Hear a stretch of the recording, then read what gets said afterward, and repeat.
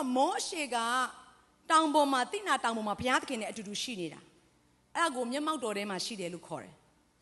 အတူတူရှိခြင်းကိုမျက်မှောက်တော်လို့ခေါ်တာ right ဒီတိစင်ပြေလားဒါပေမဲ့မောရှေကဘုရားစီကနေဘာတောင်းကြည့်လဲကိုရောရဲ့ဘုံအသေးတော်ကိုအကျွန်ုပ်အား very interesting အရင်ကိုစိတ်ဝင်စားစရာကောင်းတယ်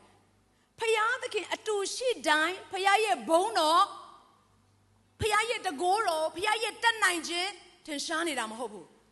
ခရိယန်ဖြစ်လို့ယေရှုကိုယုံကြည်ထားတိုင်းအဲ့လူရဲ့အသက်တာဟာဘုံတော်ထင်ရှားနေတာမဟုတ်ဘူးအာမင်ယေရှုကိုယုံကြည်လို့တရှင်သောဝိညာဉ်တော်ဘုရားကအထဲထဲမှာနေရာယူထားတိုင်းဝိညာဉ်တော်ဘုရားရဲ့တကိုးတော်ဝိညာဉ်တော်ဘုရားရဲ့တတ်နိုင်ခြင်းဝိညာဉ်တော်ဘုရားရဲ့ဆုကျေးဇူးတွေကသူ့အထဲထဲကနေထင်ရှားနေတာမဟုတ်ဘူးထိတ်ဆက်ပြီးတော့နားလဲစေချင်တယ်ဒါဆိုဘယ်အချိန်မှဖြစ်တယ်လဲဆိုတော့မိမိဘက်ကနေစံသားရှိမှဖြစ်မဲ့အရာတွေအများကြီးရှိနေတယ်အဲ့ဒီအချိန်မှာဘာပြောလဲဆိုတော့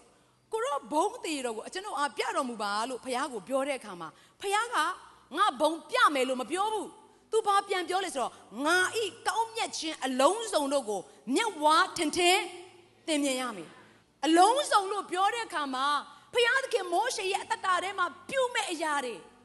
အတိတ်ပြစ္ဆုတ်ပံအနာဂတ်အားလုံးပါတယ်ဒါကြောင့်မောရှေကဘုရားရဲ့ဘုန်းတော်ဖျက်လျှောက်သွားတဲ့အခါမှာထူးခြားတဲ့အရာတွေအများကြီးဖြစ်သွားတယ်ကဲအဲ့တော့ကျမ်းစာထဲမှာကြည့်လိုက်တဲ့အခါမှာဘာကြောင့်ဘုရားသခင်က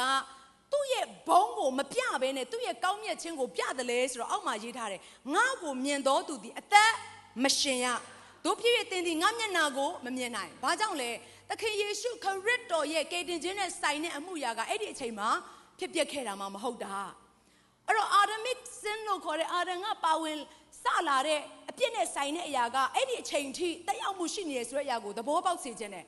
အဲ့တော့အပြစ်ရှိသောသူကဘုရားကိုမကြည့်ရအောင်ကြည့်တာနဲ့ဘာဖြစ်မမြင်နိုင်ဘူးမြင်တာနဲ့ဘာဖြစ်အဲ့ညံမှာသေသွားနိုင်ကြအကြောင်းရှိတယ်ဘာကြောင့်လဲဆိုတော့ဘုရားကအယမ်းတန်ရှင်တဲ့အတွက်ကြောင့်မလို့ဖြစ်တယ်အဲ့တော့ဆက်ကြည့်လိုက်တဲ့အခါမှာအဲ့လိုသွားနေတဲ့အချိန်မှာပဲဘာဖြစ်လဲဆိုတော့ဘုရားဘုံဖျက်လျှောက်တဲ့အခါမှာ